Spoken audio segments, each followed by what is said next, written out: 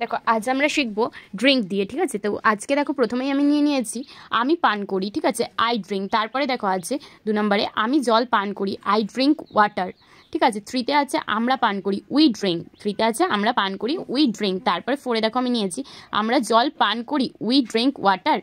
আমরা জল পান করি, উই ড্রিঙ্ক ওয়াটার। 5এ আছে তুমি পান করো, ইউ ড্রিঙ্ক। 6এ আছে তুমি জল পান করো, ইউ ড্রিঙ্ক ওয়াটার। 7এ আছে সে জল পান করে, হি ড্রিঙ্কস ওয়াটার। কারণ এখানে হিটা কিন্তু 3rd পার্সন সিঙ্গুলার নাম্বারে রয়েছে, যার কারণে আমরা ভার্বের সাথে এস নিলাম।